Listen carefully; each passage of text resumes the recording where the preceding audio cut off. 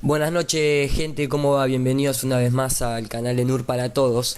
En esta oportunidad voy a ir completando el capítulo 10, que bueno, se viene haciendo, no sé si extenso, pero creo que es una parte en donde está la mayor cantidad de evidencia en la que de acá no se salió, y si de acá no se salió hay un montón de cosas que no cuadrarían.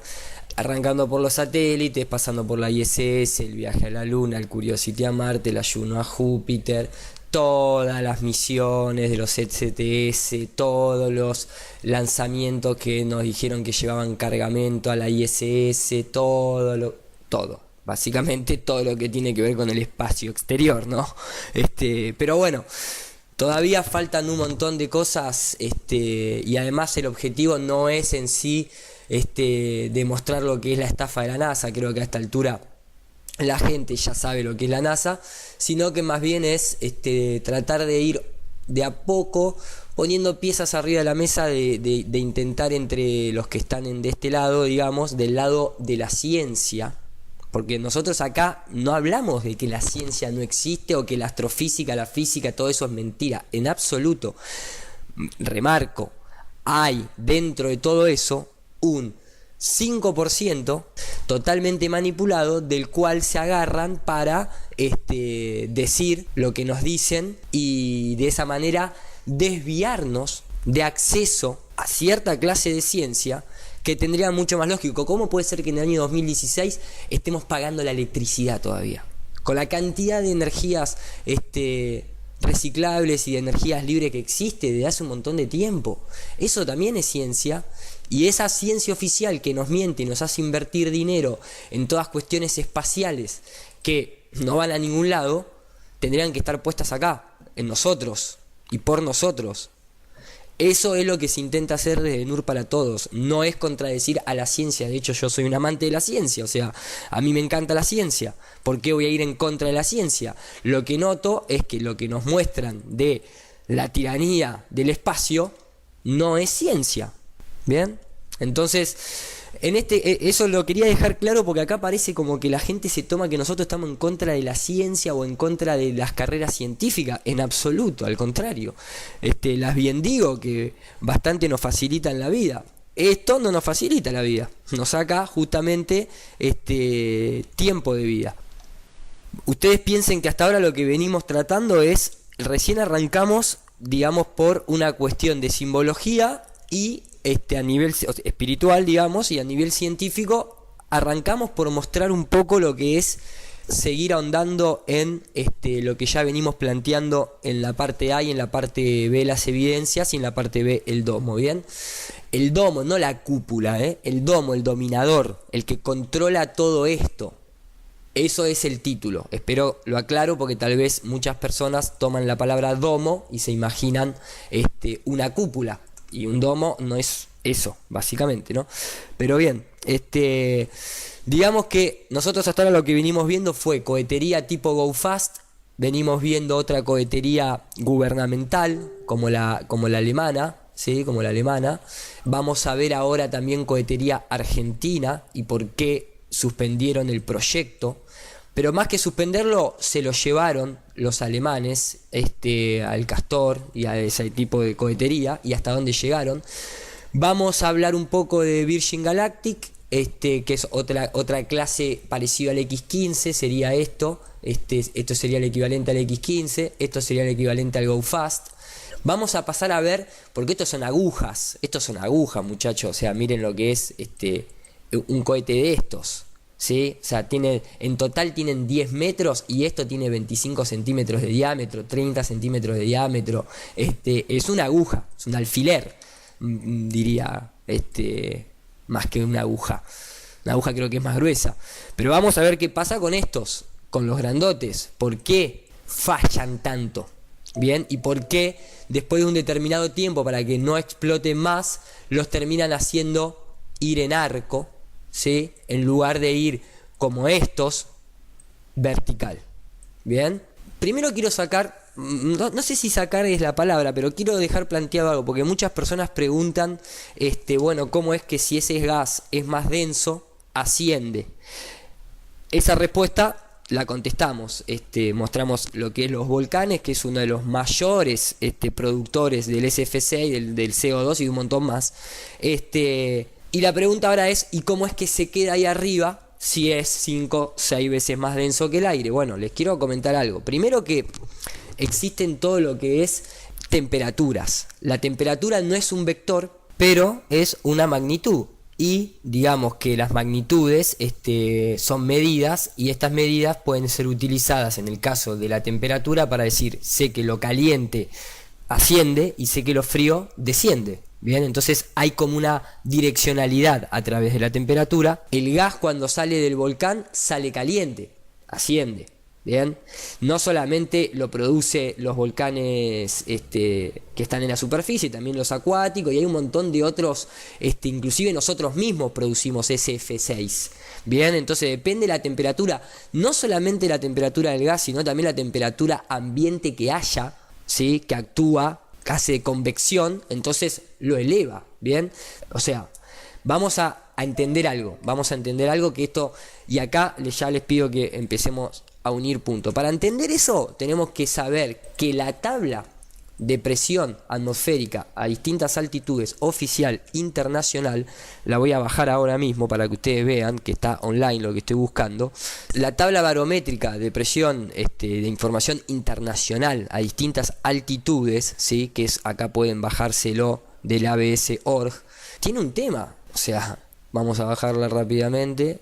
Ellos, cuando uno la baja, la descarga, ¿no? Te vas fijando, entonces plantean siempre estadísticas arrancando a nivel del mar, a nivel 0 de metros de altitud, va ascendiendo, y ellos te proveen hasta los 100.000 pies, o sea, hasta los 30 kilómetros, que es a donde llegan todos los globos aerostáticos, información de temperatura, y la última medición empírica que hay es de temperatura negativa.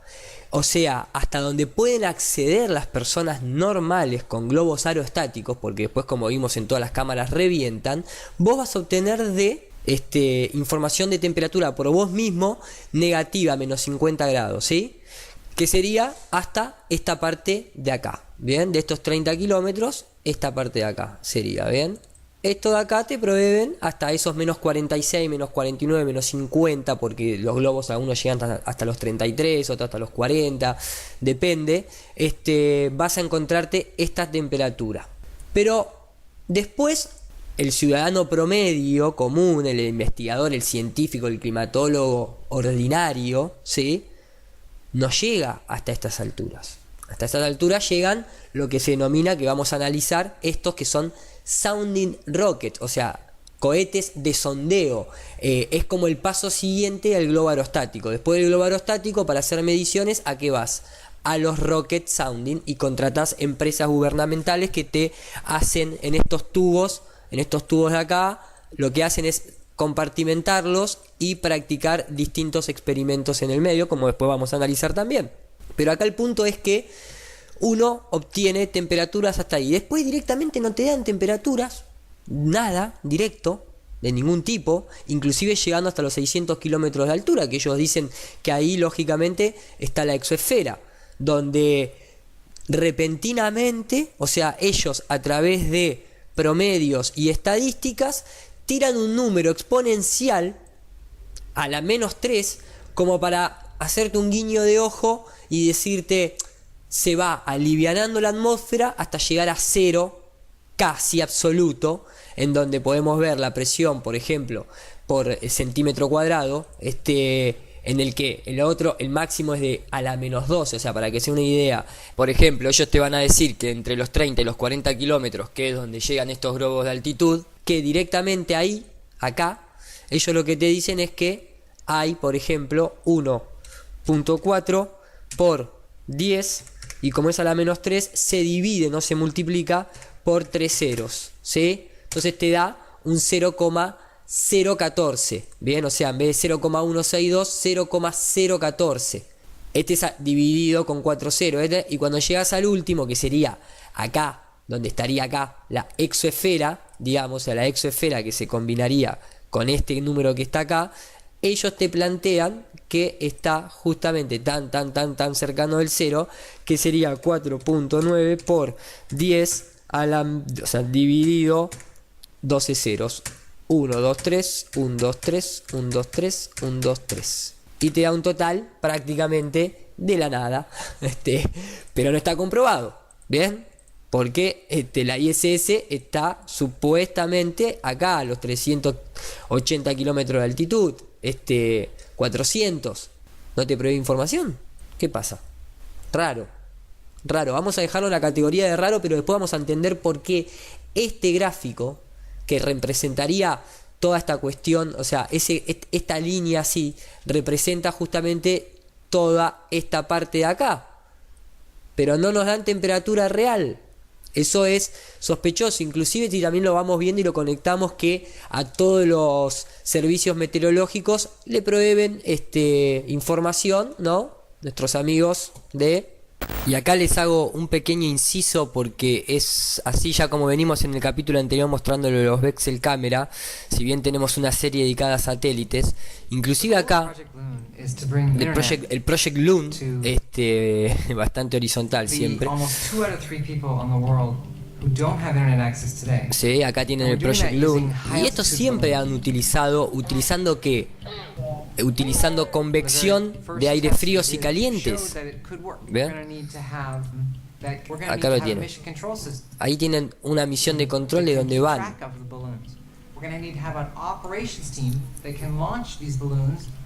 Esto, o sea, esto es ahora para internet, ¿no? O sea, si ya está ahora es porque hace mucho que existía. ¿A ustedes se piensan que esto es grande? Esto es grande, muchacho. Esto es grande. Y esto ya es la década de los 50, así que por eso, no es que esto viene de ahora, discúlpenme. No. Esto siempre manejaron. Y como se cumple la regla, a nosotros nos llega todo 50, 60 años más tarde. Bien. Entonces, justamente, acá pueden tener cómo ese sistema... ¿Sí? Docenas de balones de estos por día.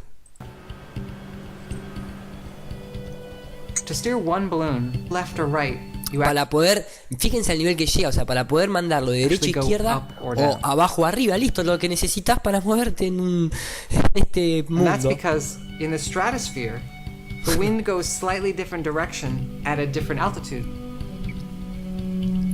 To provide continuous internet service, you're talking a complex choreography where sí, una coreografía compleja de mandar para acá, pero está todo programado, automático. Just in the right time to take the place of the left. Sí, o sea, viene el de la derecha justo a tiempo para tomar la posición de la izquierda. Y acá están usando Hangouts. Optimal position of the balloon. El sistema nos permite traquear y obtener la posición óptima de cada uno. A dónde están, dónde van, dónde lo tienen que llevar, etcétera, etcétera, etcétera. ¿Sí? Ahí lo tienen. Entonces, justamente todo lo que es provisión de datos viene desde ahí, ¿bien? Lo tienen desde hace mucho tiempo, les repito. O sea, acá están los proyectos ECO, así llamados, y eran así, Ahí lo tienen, ¿no? Está hecho con el aluminio de los paquetes de los cigarrillos. Por lo menos lo está diciendo el tipo que está relatando esto, ¿no es cierto? Pero digamos que también... a ver, cómo se hace, o sea, yo lo repito para que tiene ganas de curiosear, ¿no? Pero, o sea, todo lo que es, ¿por qué se llama eco y todo eso? Porque todo lo que es satelital, más allá de ser microondas y demás, es con el sistema de topo scatter nada más, o sea, no hay nada raro en el rebote, si justamente nada sale para afuera, ni siquiera las ondas. Esto se usa desde el Tropospheric Scatter, se usa desde hace décadas atrás, inclusive cruzan el Atlántico, tiki tiki tiki tiki, el Pacific Scatter System. O sea, imagínense cómo pueden rebotar, o sea, eco, eco, eco, eco y eco y eco y eco. Por eso no hay ninguna magia detrás de las telecomunicaciones. O sea, no es que se necesitan satélites en absoluto. Nunca se utilizaron, de hecho. Después, lógicamente, también tienen del estilo... hoy en día también hay otra tecnología que se involucra. No necesariamente todo es un globo aerostático, ya tiene múltiples funcionalidades, y ahí también inclusive vienen las confusiones con los puntitos blancos que se ven a la noche en el cielo, que la gente dice que son satélites, pero nunca lo filmaron. Yo les voy a mostrar lo que son muchos de esos, y les pido a los astrónomos que filmen a ver si es un satélite de los que tienen los Celestron de 20.000 pulgadas de diámetro, a ver si enfocan un satélite, como dicen, en vez de un puntito blanco. Entonces después la gente ve esto y dice que es un satélite. Bien, y ahí pueden ver el movimiento errático que tienen, ¿sí? Y algunos no lo tienen, algunos tienen sistema de motor, no todos son aerostáticos, ¿sí? Ahí corrigió la cámara, obviamente. Bien, entonces esto, si la gente lo enfoca de día, muchas veces se va a encontrar que esto que se denominan anomalías en el cielo y que siempre se ven puntos blancos, acá tenemos el filtro que se está utilizando, la magnitud óptica de ampliación, el milimetraje del lente, etcétera. Eso que está ahí, ¿sí? Ahí tienen el visualizador con lo que se está haciendo, un Celestron de bastante grandecito. Se van a fijar qué es esto, y estas anomalías qué pueden llegar a ser, y pueden llegar a ser de ese tipo de globo, básicamente. Bien, ahí tienen los satélites enfocados desde tierra, está con hilito colgando. Lo que pasa es que muchas veces este tipo de globo que se va deformando en el aire, después terminan así. Y te terminan diciendo que un globo estratosférico de Google cayó en la región de Biobío. ¿Ha sido una sorpresa para usted? Sí, efectivamente, Carabineros está preparado para todo, pero es una sorpresa. Realmente uno se encuentra con cosas bastante inéditas y bueno, no estamos tampoco ajenos a que tengamos que investigar la caída de un satélite. Hemos investigado cosas también quizás mucho más complicadas, pero Carabineros de Chile está siempre preparado para eso. Gracias por esta comunicación con CNN Chile. Ya, hasta luego. Muchas gracias. Buenas tardes. Entonces está todo muy conectado. No nos olvidemos que todo lo que es instrumental de climatología tiene una simbología muy extraña, ¿no? Hablando de la masonería infiltrada, ¿sí? Tiene una simbología de espiral de la luna y el sol moviéndose, ¿no es cierto? Con el centro de ahí, el centro magnético norte, etcétera, etcétera, ¿no? Simplemente para ir conectando todo, que es algo que veo que mucha gente del misterio nunca hace. Pareciera que les conviene no conectar las cosas, ni investigarlas, ni obtener información de otras fuentes, sobre todo de las que trabajan directamente ahí. Entonces, ahora lo que vamos a hacer es, nos vamos a basar en esto, vamos a ver también qué produce toda esta cuestión de estos gases a nivel eléctrico, vamos a ver qué produce todo esto a nivel energía espiritual. Vamos a tocar también de una vez por todas, a ver, toda esta gente que es científica oficial hablan de lo mismo. No hay evidencia empírica observable que pueda demostrar o que la Tierra está quieta o que la Tierra se mueva. ¿Bien? O sea, todo es relativo. O sea, los dos modelos, si se toma como punto central el Sol y como punto central la Tierra, prácticamente es lo mismo. Bien, ahora, ¿qué pasa? Nosotros nunca vimos la Tierra moverse. Si querés el péndulo de Foucault, ya se sabe que tiene problema alias, no funciona. Esto ya lo hemos tocado en muchos otros videos. Se queda totalmente frenado en el mismo eje hasta que termina de pasar el eclipse solar. Es un invento muy... para un determinado nivel de población y época y conocimiento que tenía la población normal, llamémosle, funcionaba. A la fecha de hoy ya no funciona más, o sea, la gente más viva que eso. Pero en definitiva lo que nosotros vemos es todo lo que es la angularidad de los rayos solares, cómo proviene de un punto central. Vemos que el agua nunca se ha curvado jamás en ningún experimento. Vemos que la gota de agua no tiene superficie de tensión, ya lo dijimos, por eso se colapsa. No hay una gota de 20 metros que quede redonda, obviamente. Entonces, también tenemos indicios de cómo el Sol se aleja, vamos a verlo en este video también, se aleja, ¿sí? O sea, se achica porque se aleja por perspectiva. Vemos sombras de que esto solamente se puede producir si un objeto está acá, cerca. No puede estar a 190, 150 millones de kilómetros. Vamos a explicar por qué el Sol en algunos casos parece agrandarse o desaparecer al final, cuando en otros, en donde hay un ambiente árido, simplemente se ve alejarse, como es esto. Porque después yo ya les digo, o sea, después de ver toda la evidencia, que la primera evidencia, que es el agua no se curva, listo, ya está. Pero bueno, uno quiere seguir y dice, pucha, el Sol está acá nomás. O sea, todos los indicios físicos de perspectiva, de hotspot, de angularidad de los rayos de no que entra, de videos en donde se ve cómo el Sol se aleja, te está marcando de que el Sol está acá, se mueve el Sol. Listo, se movió el Sol, el agua no se curva. No es una pelota, o sea, de última acá quédense discutiendo si es heliocéntrico o es geocéntrico, pero donde estamos habitando es un plano con irregularidades, ¿sí?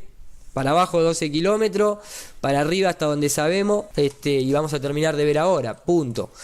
Entonces, vamos a ir viéndolo desde todos estos lados. Vamos a continuar ahora, vamos a ver qué es lo que pasa en una cuestión de cohetería grande, ¿sí? De esta cohetería, y vamos a analizar un par de videos alemanes en donde dice que se llega a unos 700 kilómetros, 230 otros, porque son agujas, ¿sí? Vamos a ver eso, vamos a notar que todo lo que involucre tamaños en donde podrían ir gente para justificar toda la ISS, justificar todo lo que es la llegada a la Luna, a Marte y demás, esa clase de cohete a los 120 es lo máximo que llegan, a los 120 kilómetros, y no llegan más, ¿sí? Después de ahí siguen probando la fecha de hoy con flechas.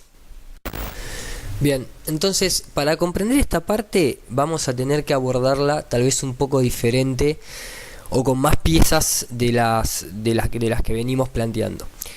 Hay que tener en cuenta algo. En un TEDx, Don Pettit, un astronauta, es donde plantea, ¿sí? Toda la charla es muy interesante, pueden verla, donde plantea justamente que es una tiranía en términos matemáticos, digamos, y por eso toda la charla se basa en su título, que es La tiranía de la ecuación de los cohetes, que básicamente habla un poco de cómo seguir propulsándose, cuánto combustible se necesita y demás. Habla de cómo hay que hacer el diseño, en base a cuánto hay que dividir para combustible, cuánto para llevar cargas y demás. Habla de que está todo bien en cuestiones tal vez de vehículos comunes, como una camioneta, como una locomotora, como un vuelo, como un vuelo de combate, como un vuelo de cargo, como un cohete. Y después del cohete, el problema es que siempre hay un blanco en las ecuaciones que ellos plantean y se puede transformar en un cóctel molotov. La misma persona lo está diciendo. Very difficult to leave Earth without significant payloads. Justamente termina diciendo que now look at rockets. They're not even in that category. 85% propellant, 2% payload. Rockets are on the edge of our engineering ability to even make and also pay for.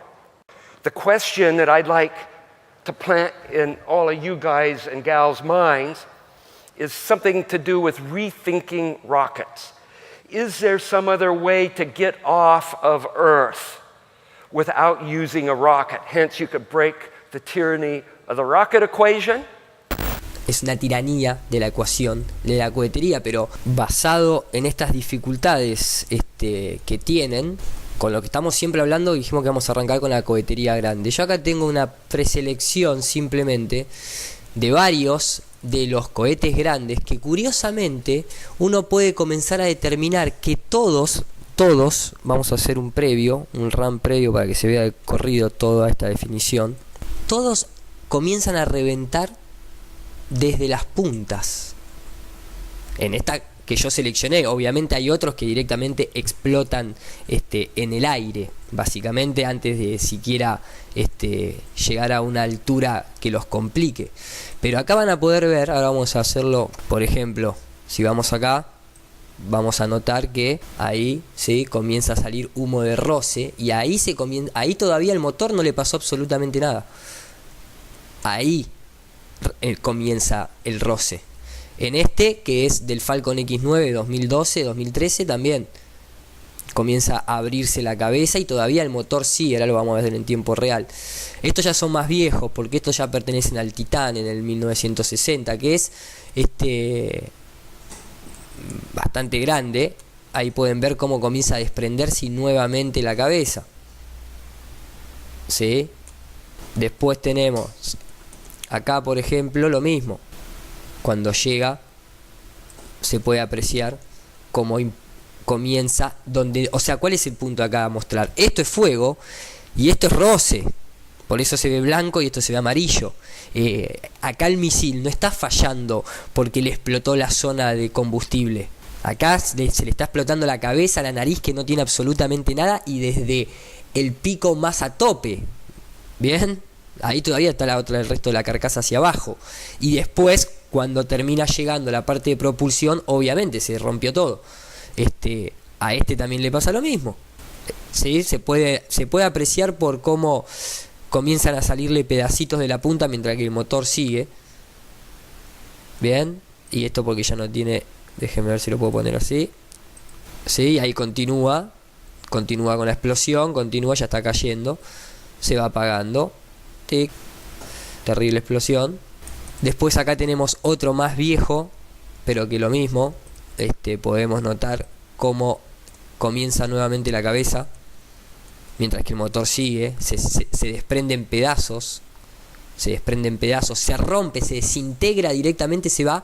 Aparte, fíjense la línea en la que va desintegrándose. O sea, es muy marcada, como que va entrando y ya ahí se dobla, pero se dobla como una lancha offshore. ¿Por qué? Porque está, o sea, a esa velocidad, algo que comienza a ser más denso se vuelve un problema, básicamente. Acá tenemos otro más. Vamos a la línea de abajo. Acá tenemos estos que de igual manera se desintegran las cabezas. Sigue, pero ya el motor gira, obviamente, porque también es la parte que viene con propulsión. Pero ahí pueden ver esas desintegraciones de cabezas. Crack. Y luego la explosión del motor. Acá también podemos ver otro. Este es uno de los que explota el motor, ¿sí? Ahí se nota la explosión del motor. Y este está a muy baja altura. Y fíjense que no se desarma. ¿Sí? Se termina de calentar. Explota, cae. Estos justamente son de los que arranca con la cabeza. Bien.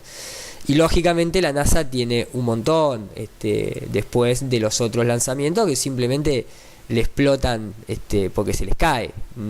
O sea, no llega ni a despegar básicamente y ya se le cayó.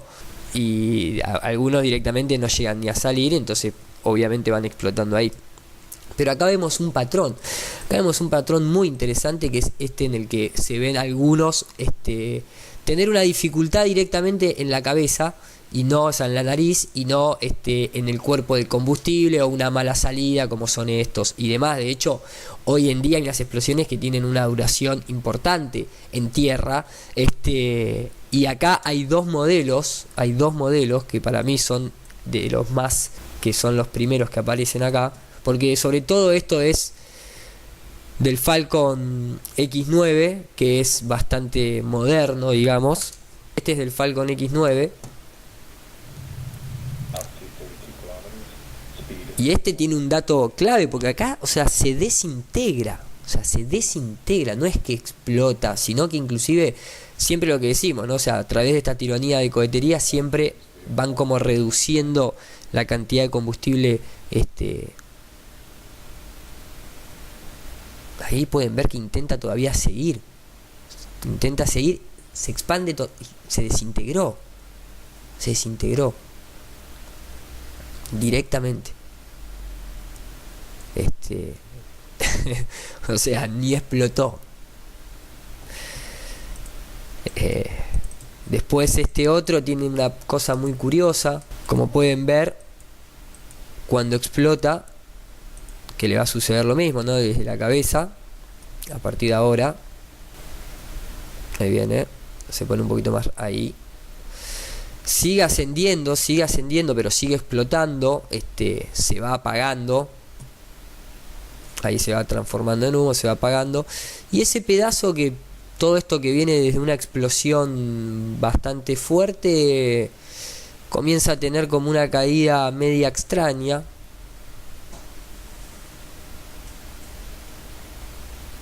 Voy a adelantar un cachitito, esta parte de acá, y esta que es como el motor, va cayendo ahí, se va como estabilizando, como que queda ahí girando. Bien, y queda ahí. No estoy diciendo que queda porque queda, se está moviendo, está bajando, obviamente. Digo que no pareciera caer descontroladamente ni nada por el estilo. Acaba de venir de una explosión semejante por el roce de la cabeza, entonces puede estar ahí siendo orientado por alguna otra densidad. Vamos a dejarlo ahí, porque estos cohetes no son tiranos, la naturaleza con ellos es tirana y pareciera ser que no los deja ascender. Entonces acá ya tenemos descartado todo lo que es la parte esta. Es por eso que a lo largo del tiempo aparentemente lo máximo que llegaron son a los 120 kilómetros, 130, y después actualmente tienen que estar en estos. Tienen que seguir con esto, que es lo que vamos a ver ahora. Bien, para entender esta parte vamos a hacer un poquito de retroceso a nivel histórico. Yo acá generé esta pequeña guía para que vean lo que vamos a analizar. Les dije que este capítulo tal vez se haga un poquito largo porque necesito mostrarle todo esto en un mismo capítulo. No lo puedo cortar más y al mismo tiempo hay mucha información para analizar. Nosotros vimos que todos esos cohetes fallaron, ¿sí? Todo lo que es la cohetería de desarrollo de los cohetes, teniendo en cuenta de otros países y demás, vemos que toda esta serie de acá, toda esta gama de acá, es la que nosotros nunca tenemos registro real de cómo salen, este fue el STS, los que a los 120 kilómetros ya se desprenden, y el resto, estos son el que rompió contra el domo, estos son los que tienen, nosotros hemos analizado todos los lanzamientos que tienen un montón de cambios de cámara, desaparecen, varía el humo, varía el fuego, no tienen sentido muchas veces, además siempre terminan viéndose desde tierra, que se alejan y terminan en un Google Earth, y todavía se está viendo desde tierra. Muy incoherente, o sea, realmente no tienen consistencia. Creo que por eso estamos hoy en día debatiendo todo esto, porque nos hemos dado cuenta de eso, ¿no? Entonces, digamos que toda esta gama de acá, incluyendo el que supuestamente llegó a la luna, son cohetes con muchísimos problemas. Acá también vemos los Titanes, que eran más pequeños pero bastante grandes. Vemos también cómo se han reventado y demás. De esto no hay absolutamente nada, aparte no eran tripulados ni nada por el estilo. Eran misiones de prueba. Pero ¿qué pasa? Ellos tenían que llegar a la luna, y había que justificar un montón de cosas. Entonces lo que tenemos es, en 1957 se lanza el Sputnik, ¿sí? Acá lo pueden ver al Sputnik, este era el Sputnik. Lo más lindo es que cuando uno busca el análisis de todo, era un satélite espía, y cuando uno analiza las piezas no hay cámara. No hay cámara en el satélite espía, solamente transmisión de radio. ¿Qué? ¿Escuchaban a la gente? ¿Qué hacían? Búsquenlo y fíjense que no hay ítems de cámara, pero bueno, así es la imaginación. A veces le pifian y como que se olvidan de lo que tienen que poner. La cuestión es que ya a partir de este momento todo esto se hace para generar en la persona la posibilidad de ir al espacio. Entonces, de manera muy rápida, después de lo del Sputnik, con el miedo de la gente, al igual que con el 11S, se firma el acta de comunicaciones satelitales para quedar totalmente regulado todo lo que es puesta en órbita y fabricación de satélite para tener todo alineado. Recuerden que siempre lo que se usa en la psicología para ganarte la empatía de las personas es el shock dramático. vieron, recuerdan que siempre en las conferencias de prensa mostrábamos en la de Curiosity o en la Juno, siempre van a un acto dramático. Ellos dicen, lo que se jugó esta noche fue un gran drama, fue una gran aventura, siempre como los problemas, como que en realidad vos te estás superando. Eso es un acto que se usa de psicología. Le podríamos decir la magia del brujo, si lo quieren ver más poético. Well, tonight was a great drama that was played. I felt like an adventure movie, but in reality, I kept telling myself, this is real. First, we have to take care of some business. So we prepared a contingency communications procedure. And guess what? We don't need that anymore. History. NASA did it again. De ahí justamente comienza la propaganda para coordinar todo esto y se genera al enemigo. Ellos generan al enemigo. Acá, así arranca la serie Blue Beam capítulo 1, 2 y 3, mostrando todo lo que es la generación del enemigo para poder, a través del miedo en el inconsciente colectivo, generar toda esta cuestión de veracidad a nivel espacio, aunque les muestren esto, porque en esta época imagínense cuántas personas podían tener televisión. Y al mismo tiempo comienza también una propaganda y una coordinación regional, en lugar de internacional, de todo lo que es Latinoamérica y otros continentes. Ahí vemos el proyecto de Zambia, que luego es abortado, porque a pesar de que la gente se ríe, llegó hasta los 30 kilómetros más o menos, los cohetes estos de Zambia. En la década del 60, en Estados Unidos, en Europa, se hacían cosas muy interesantes en materia espacial. Indudablemente, todas esas noticias llegaban al país y aquí un grupo de profesionales se interesó en el tema y creó algunos organismos como la Sociedad Interplanetaria, la Escuela Astronáutica, con la cual mantenían correspondencia y se enteraban de las últimas novedades en materia espacial. La Argentina comienza el desarrollo a través de lo que es toda la parte de tecnología, digamos, de los cohetes Castor, ¿sí? La historia de la astronáutica argentina llega a desarrollar a nivel de que supera a la NASA. En Córdoba existía la fábrica de aviones que tenía el viejo Instituto Aerotécnico. Todos los departamentos especializados que vos podés necesitar para hacer un avión estaban acá. Y también el equipamiento correspondiente. Entonces estábamos cerquita de poder hacer un cohete. Entonces, en esa época no había mucha gente que manejara el tema espacial. Los franceses, los alemanes, los norteamericanos, los rusos y nosotros, los argentinos. Ahí todo eso comienza en la época del general Perón, comienzan los primeros de la primera industrialización y la primera vez que Argentina comienza a intentar desarrollar combustible de propulsión sólida para no depender tampoco de otras potencias y salirse del régimen. Y así fue que nace el proyecto que se llamó Alfa Centauro. Hicimos Alfa Centauro, Beta y Gamma, o sea, los tres prototipos. Pueden estudiar todo lo que es la cohetería argentina, pero siempre, como ven acá, siempre ¿quién está presente? Siempre en la ciencia está presente, además del militar, el jesuita, por sobre lo científico. También está presente anteriormente en la teoría del Big Bang. Siempre en todo lo que tenga que ver con el espacio es el brujo el que controla, el que supervisa, el que está por detrás, el que se cambia en información. ¿Bien? Eso hay que tenerlo en cuenta.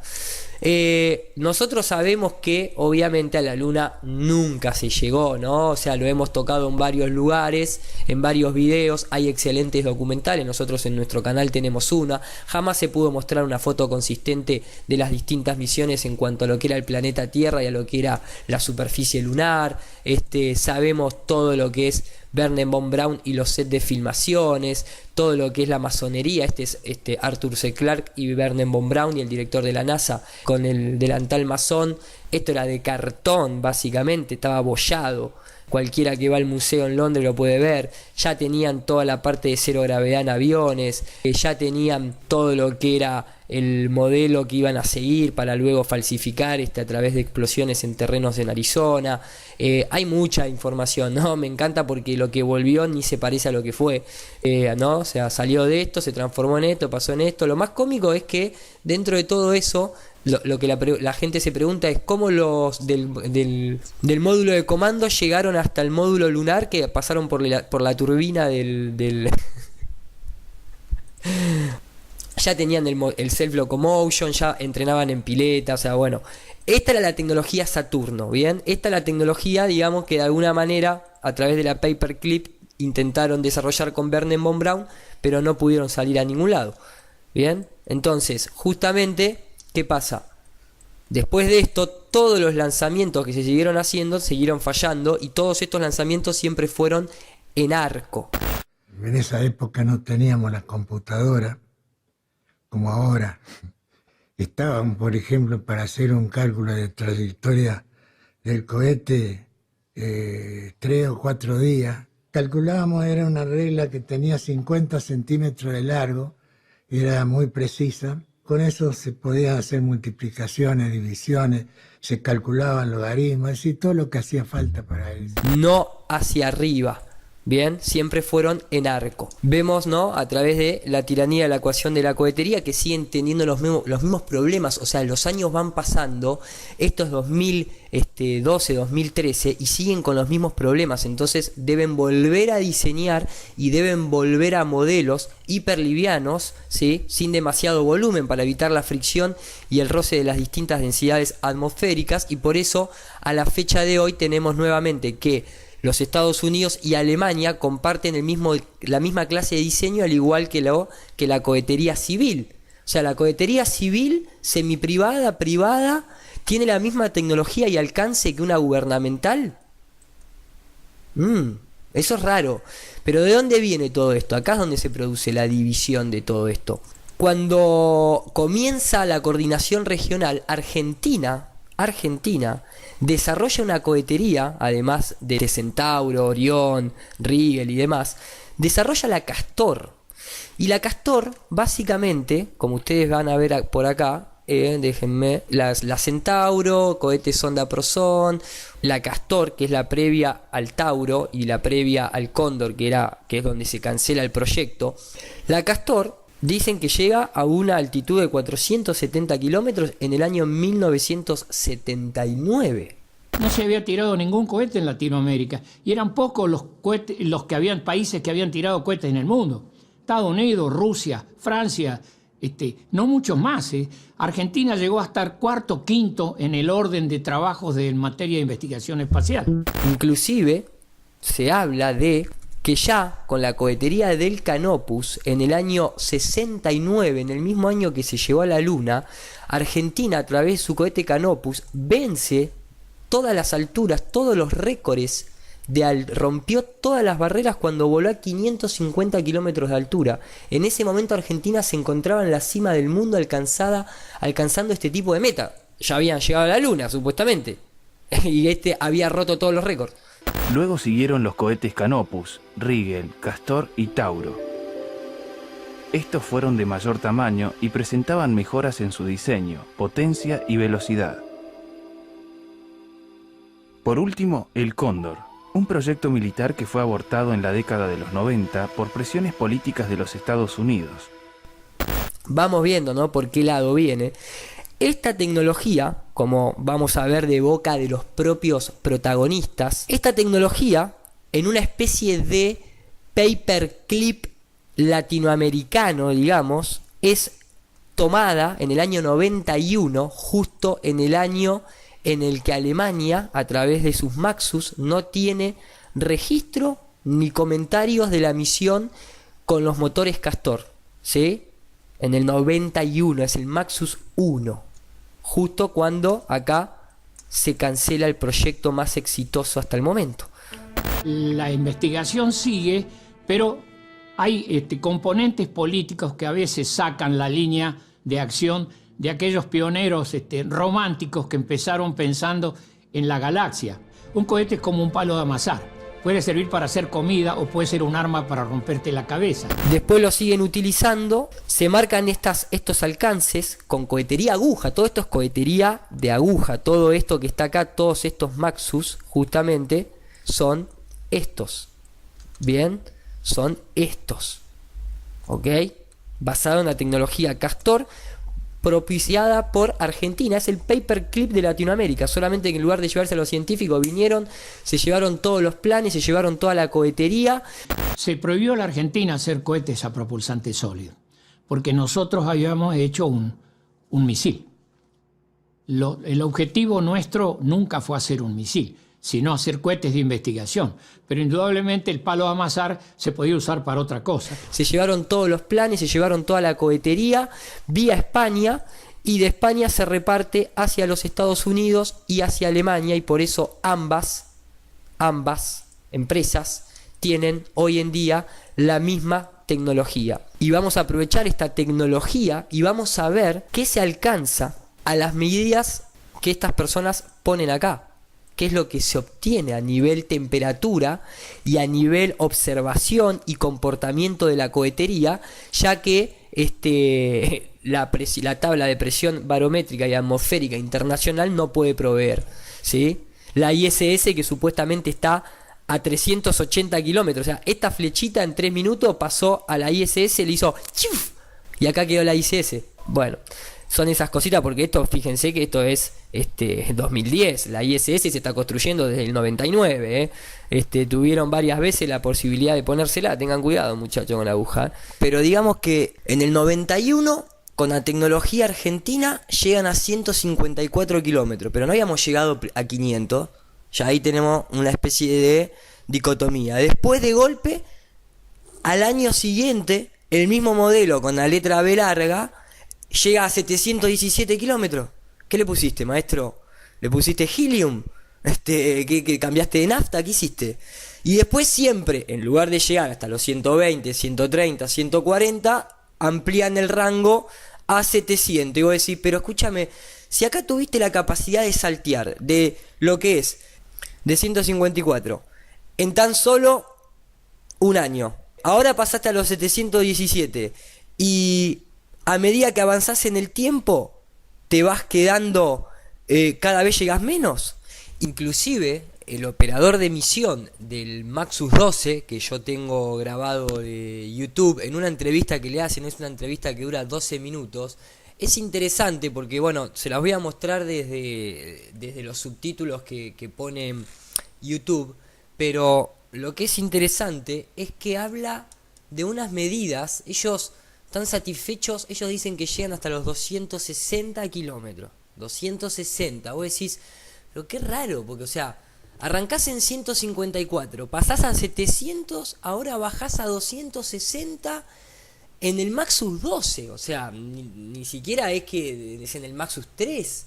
Entonces hay como toda una cuestión ya tan manoseada de las altitudes, incluso a pesar de que habla de los 260, que nosotros todo eso después lo vamos a ver en cuestiones de fotografía a nivel escala, y por eso se van, ahora entendemos por qué siempre ellos van, cuando entran en microgravedad, ellos siempre van un negro, nunca te muestran cuando realmente ascienden y llegan a los 260 kilómetros, o a los 720 kilómetros, o a los 380 kilómetros en donde está la ISS, nunca muestran eso, ya aparecen directamente ahí.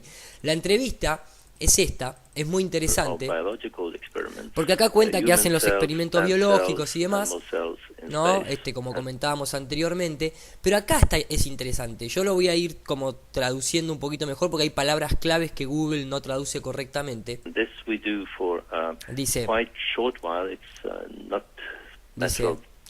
acá está hablando de la microgravedad. Dice, bueno, lo que nosotros hacemos en realidad no es algo en la que estemos semanas o días en microgravedad, sino que nada más 6 minutos. 6 minutos nada más de la microgravedad. Esto ya empieza a oler a cualquier cosa. Y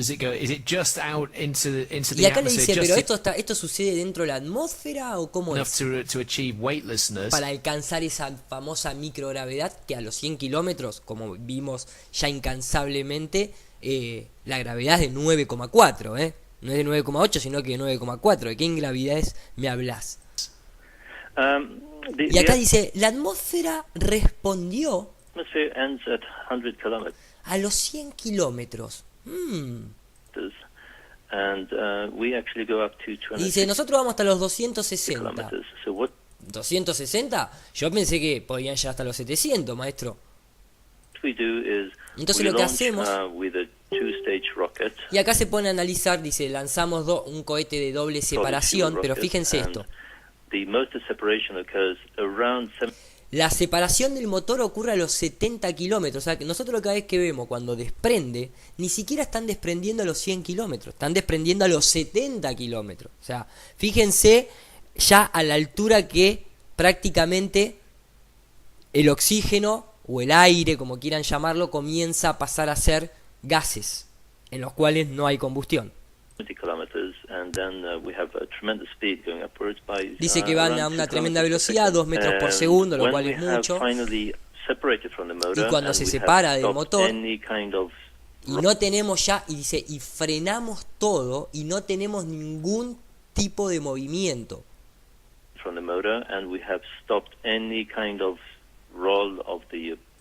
We stop any kind of roll, de giro. Ahí es cuando se activa el yo-yo de spin. Entonces ahí ejecutan los experimentos esos que llevan en los compartimentos. Ahora, fíjate que lo que dice es, lo que en realidad alcanzamos es una altitud de 100 kilómetros. O sea, que con impulso que llegaste a 160 kilómetros más. O sea, más del doble de lo que venías. We are actually at an altitude of 100 kilometers. ¿Ven? ¿Se dan cuenta cómo? And from this point on, y desde ese punto en adelante, ellos dicen que entran en la microgravedad. ¿Qué microgravedad? ¿Qué microgravedad? Y acá tira una palabra clave que es, empieza a explicar el reingreso a la atmósfera, que es eso que nosotros vemos como gradiente, que ahora en el video que se llama Las aguas de arriba vamos a analizar en detalle a ese gradiente. Y ellos acá dicen cuando golpeamos la atmósfera, ellos dicen cuando we hit the atmosphere. Go high speed upwards until we reach our apogee, and then starts falling back again. And we fall back again, dice. As soon as we hit the atmosphere. As soon as we hit the atmosphere. As soon as we hit the atmosphere. As soon as we hit that. As soon as we hit that. As soon as we hit that. As soon as we hit the atmosphere, about 100 kilometers. Siempre a los 100 kilómetros. Lo está diciendo un tipo que es director de operaciones del Maxus 12. Again, then we are entonces, in non-microgravity conditions. Entonces ya no estamos en esas condiciones de microgravedad que lo dice medio ahí. We start, decelerating, y empezamos a desacelerar y creo que, o sea, ¿cómo creo que? Ya estás en el Maxus 12, tuviste 12 campañas previas. Experiment time is over, by far.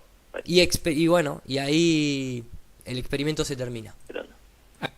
And what happens to the rocket? Does it land by parachute? Y después se pone a hablar de que sí, obviamente prendemos la política en cuanto al descenso, es activar los paracaídas cuando está a 5 kilómetros de tierra, pero ¿entienden las incoherencias? Habla de 260 kilómetros de altitud, pero en realidad siempre se refiere a los 100 kilómetros. Vamos a ver, como les dije en cuestiones del video que le continúa a el hecho de que siempre se ve la misma escala, siempre es la misma escala de nubes, tanto a lo que ellos llaman 120 kilómetros, como a lo que ellos llaman 260 kilómetros, 480 kilómetros, 25.360 kilómetros, siempre la misma escala que a los 120, 130 kilómetros. Hay mucha incoherencia acá, Incluso, ¿a ustedes no les parece sospechoso que el mismo sistema que nos dicen, como están viendo en pantalla, que se usa desde los satélites para sacar información topográfica, de clima,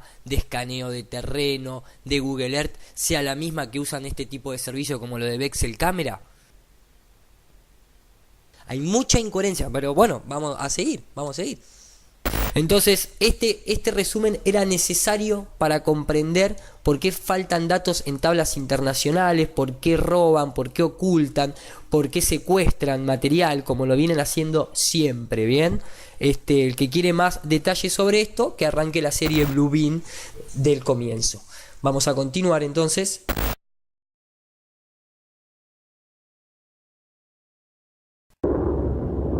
El nivel tecnológico alcanzado por la Aeronáutica Nacional permitió el desarrollo aeroespacial para múltiples aplicaciones en meteorología, agricultura y comunicaciones. Ingresamos en el espacio en 1961.